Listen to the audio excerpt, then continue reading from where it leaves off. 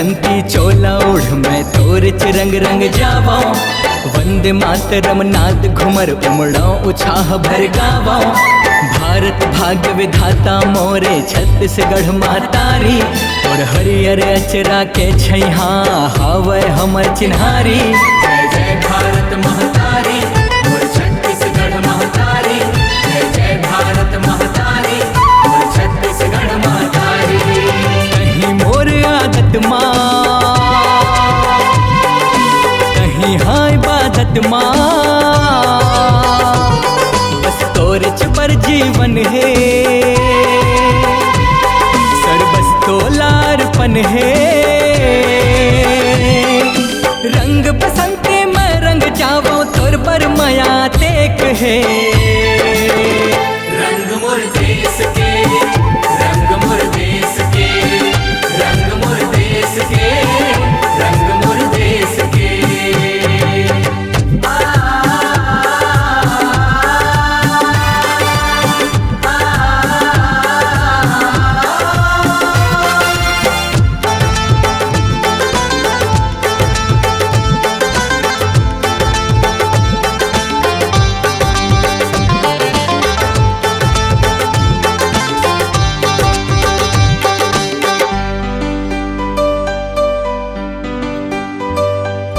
दुनिया भर माँ तोर नाव के होते मान बड़ाई। नहीं है जग माँ तोर सड़क जय समझे पीर पराई।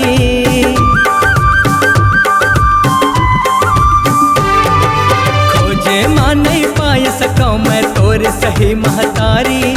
चंदन बंधन है अभिनंदन करथो तोर जोहारी।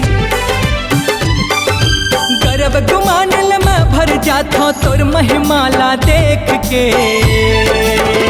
रंग मोर देश के रंग मोर देश के रंग मोर देश के रंग मोर देश के।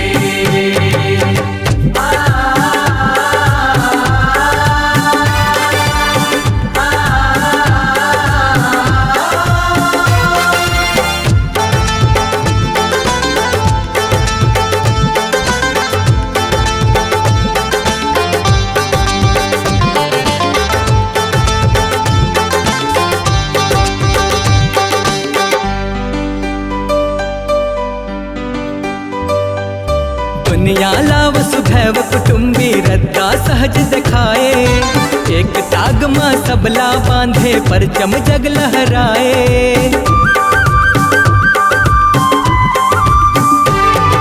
रीत यहाँ के प्रीत हरे जिन आथे आतिश जाथे। दुनिया के हर हर कट कट के पीरा इन्हें जुड़ा थे।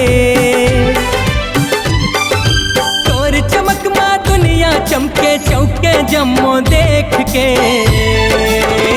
रंग मोर देश के रंग मोर देश के रंग मोर देश के रंग मोर देश के। रंग बसंती चोला ओढ़ मैं तोर रंग रंग जावा। वंदे मातरम नाद घुमर उमड़ाओ उछाह भर गावा। भारत भाग्य विधाता मोरे छत्तीसगढ़ महतारी। और हरियर अचरा के छैहा हावय हमर चिन्हारी। जय जय भारत महतारी और छत्तीसगढ़ महतारी। जय जय भारत महतारी और छत्तीसगढ़ महतारी। कहीं मोर आदत माँ कहीं हाय बादत माँ। बस तोर पर जीवन है सर्वस तो लारपन है।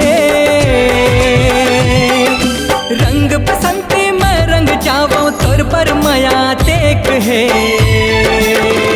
रंग मोर देश